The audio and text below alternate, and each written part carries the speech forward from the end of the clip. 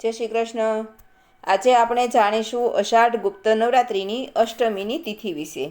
અષ્ટમી કઈ તારીખે છે તેમજ તેના પૂજન તેમજ મુહૂર્ત વિશે જાણીશું। નવરાત્રિ માતા દુર્ગાને સમર્પિત છે। જો તમને મારી આ વાર્તા ગમે તો લાઈક કરો, શેર કરો, સબસ્ક્રાઈબ કરો। જો તમને મારી આ ચેનલ ગમે તો સબસ્ક્રાઈબ કરી લો કે જેથી કરીને અવનવી વાર્તા તેમજ ઇતિહાસ રોજ તરત સાંભળવા મળશે। મિત્રો, આપણા હિન્દુ ધર્મમાં વર્ષમાં 4 નવરાત્રિ ઉજવવામાં આવે છે। ચૈત્રી નવરાત્રિ, શારદીય નવરાત્રિ, અષાઢ માધ્યગુપ્ત નવરાત્રિ, પોષ માસમાં પુષ્યગુપ્ત નવરાત્રિ। આમ 4 નવરાત્રિનું મહત્ત્વ છે। આપણા હિન્દુ ધર્મમાં અષાઢ મહિનાની દુર્ગાષ્ટમીનું વિશેષ મહત્ત્વ બતાવવામાં આવ્યું છે। આ દિવસે વિધિ વિધાનથી મા દેવી દુર્ગાની પૂજા કરવાથી આપણી બધી મનોકામના પૂર્ણ થાય છે। આ દિવસ શક્તિ, સમૃદ્ધિ અને સુખ શાંતિથી ભરેલો માનવામાં આવે છે। દર મહિને માસિક દુર્ગાષ્ટમી શુક્લ પક્ષની અષ્ટમીની તિથિએ ઉજવવામાં આવે છે, જે માતા દુર્ગાને સમર્પિત છે। અષાઢ મહિનાની દુર્ગાષ્ટમીનું વિશેષ મહત્ત્વ છે। આ દિવસ દેવી દુર્ગાના ભક્તો માટે ખૂબ જ પવિત્ર છે। આપણે માતાના આશીર્વાદ મેળવવા માટે ઉપવાસ અને પૂજા કરીએ છીએ।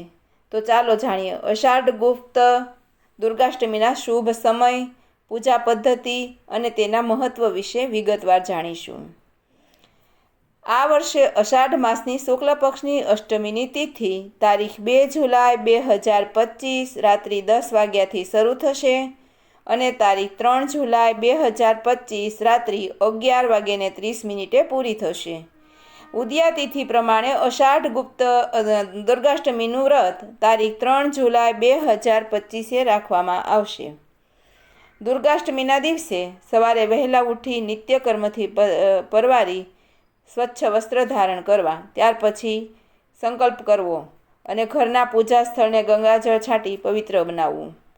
પછી એક બાજોટ ઢાળવો, તેની ઉપર લાલ કલરનું કપડું બિછાવવું તેમજ માતાજીની મૂર્તિ કે તસવીર જો હોય તો તે પણ સ્થાપિત કરવી। માતા દુર્ગાને લાલ ચુંદડી, સિંદૂર, બિંદી, ચૂડીઓ, મહેંદી, હાર વગેરેથી શૃંગાર કરવો તેમજ એક દીવો પ્રગટાવવો। માતાજીની આરતી કરવી। માતાજીને લાલ ગુડહેલના ફૂલો વિશેષ રૂપે ખૂબ પસંદ છે, તેથી માતાજીને લાલ ગુડહેલના ફૂલો અર્પણ કરવા, ફળ, મીઠાઈ અને હલવાપુરીનો ભોગ લગાવવો તેમજ દુર્ગા ચાલીસાનો પાઠ કરવો અને ઓમ દુમ દુર્ગાય નમઃ અથવા યા દેવી સર્વભૂતેષુ શક્તિરૂપેણ સંસ્થિતા નમસ્તસ્યે નમસ્તસ્યે નમસ્તસ્યે નમો નમઃ આ મંત્રનો જાપ કરવો। ત્યાર પછી માતા દુર્ગાની આરતી કરવી। દુર્ગાષ્ટમીનો પર્વ માતા દુર્ગાની શક્તિ અને તેમના 9 સ્વરૂપોને સમર્પિત છે। નવરાત્રિના દિવસો દરમિયાન માતાજીના 9 અલગ અલગ સ્વરૂપોની પૂજા કરવામાં આવે છે। આ દિવસ ભક્તો માટે ભય, બાધાઓ અને નકારાત્મક શક્તિઓથી મુક્તિ મેળવવાનો દિવસ છે।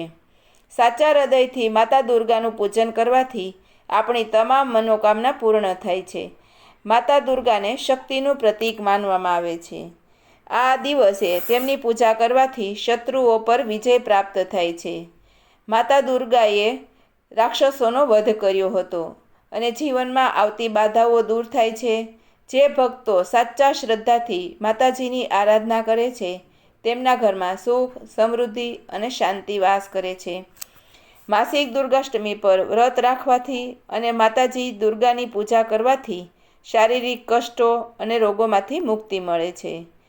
માતા દુર્ગા ભક્તોની તમામ ઈચ્છાઓ પૂરી કરે છે। સંતાન પ્રાપ્તિ, લગ્ન સંબંધિત અડચણો અને કારકિર્દી ક્ષેત્રે સફળતા જેવી ઈચ્છાઓ આ દિવસે માતાજીની પૂજા કરવાથી પૂર્ણ થાય છે।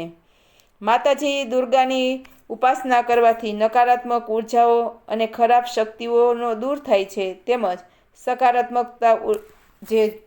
સકારાત્મક ઉર્જા છે તે આપણા ઘરમાં આવે છે। માતાજી આમે પણ દયાળુ છે। તે સર્વ ભક્તોની મનોકામના પૂર્ણ કરનારી મા છે। માતાજીની ભક્તિ કરવાથી મા આપણી ઉપર હંમેશા સદાય પ્રસન્ન રહે છે। તેના ચારો હાથ આપણી ઉપર રાખે છે। બોલીએ મા દુર્ગાની જય।